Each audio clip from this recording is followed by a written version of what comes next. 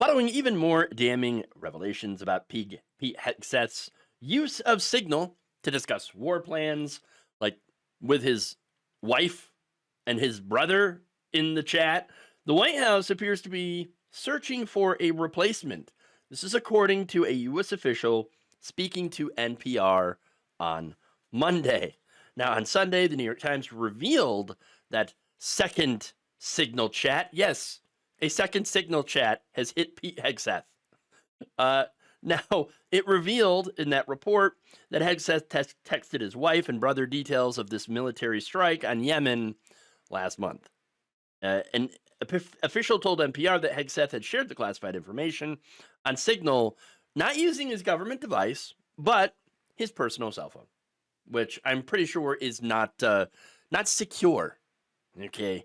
Now, the NPR report comes on the heels of a slew of different scandals that have embroiled Hegseth, including the departure of 4 senior advisors, some of whom had left their roles as part of an investigation into press leaks, as well as him being a functional alcoholic. I'm not sure how functional, but functional, I suppose, is the right way to phrase that. But not only that, the New Yorker had obtained records back in December from 2 nonprofit advocacy groups that Hegseth had led, Veterans for Freedom and Concerned Veterans for America, that accused him of financial mismanagement. Ah, yes, good old fraud. Unwanted sexual advances while he was married, and of course, drunken behavior that included him yelling, "Kill all the Muslims" at a bar while on tour in Ohio. Ah, yes, of course.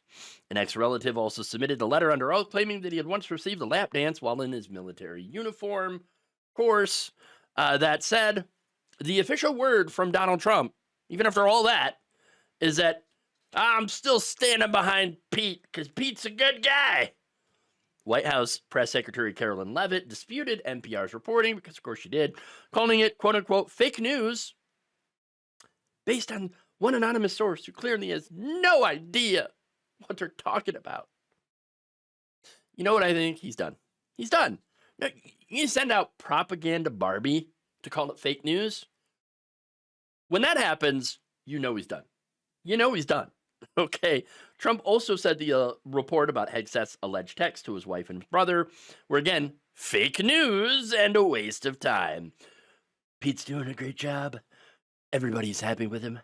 We just have the best recruitment numbers, I think, we've had in 28 years. It's just fake news. What? Now, look, he is right about one thing. The things that Trump is saying right now, that's the fake news. That's the fake news. Look, here's the thing. Some of those who have come out against Pete Hegseth are loyal Trump people. So, let's be clear about that, right? In fact, there was a former top Defense Department spokesperson who published an op-ed in Politico on Sunday, writing this: the last month has been a full-blown meltdown at the Pentagon, and it's becoming a real problem for the administration. So if you cause Donald Trump problems, that's the way out.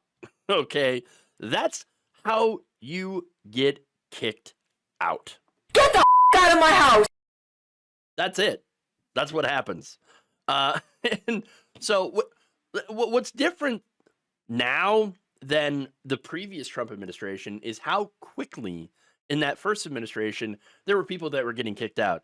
Now, yeah, there were already people that were fired, that were kicked out, but a lot of that happened to have been planned in order to replace them with actual loyalists.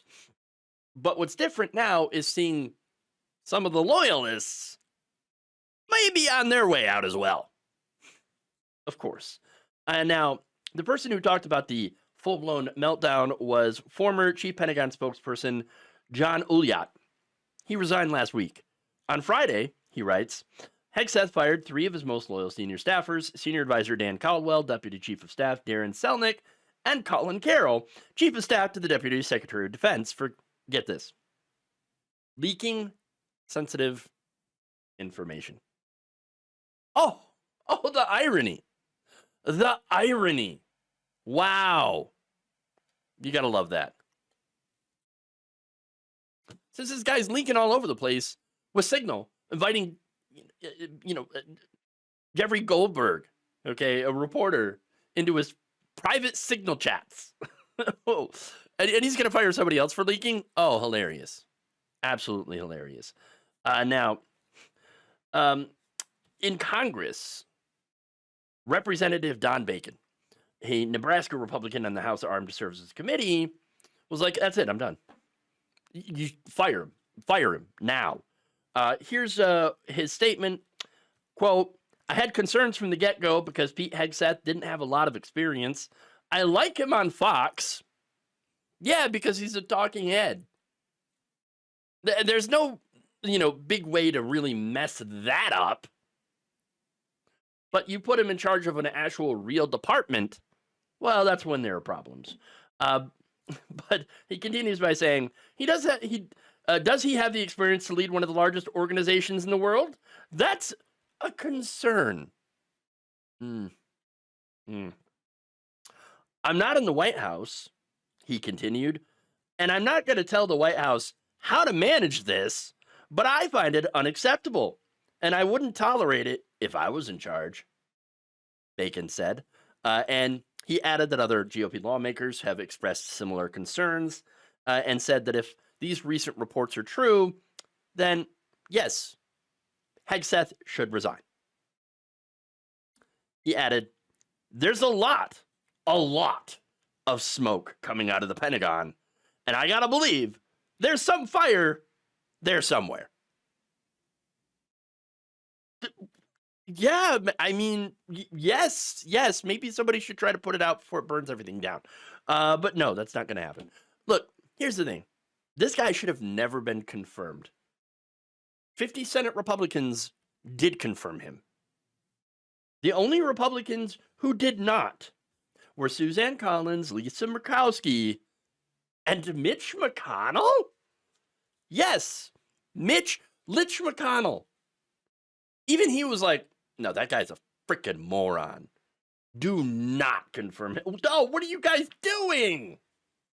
Look, they all knew that he would be an absolute disaster. And it says something when even Mitch McConnell is a no vote. They had to get J.D. Vance in there to break the tie. So obviously he was very controversial from the get-go. And despite that, Trump saying that he's still backing the guy, I don't know about that. It really does feel like his days are numbered. Now, of course, they're going to try to probably do it in a way that, saves Trump's face. Because, again, that's what Donald Trump's worried about. I got to save face. So, I don't know, getting him to resign, convincing him to resign to where, oh, I feel like I can do better in this or with this, or I need to spend time with my family. It'll be some BS excuse, but it'll be pushed from the top because at some point, Trump's going to be like, all right, that's it. I can't handle this. I can't handle the negative stuff, the negative press, and the negative headlines that you are causing me. I got to let you go. We'll see when that happens. Thank you for watching. If you enjoyed this video, please like, share, subscribe, hit the bell icon in order to get notified whenever a new video is released.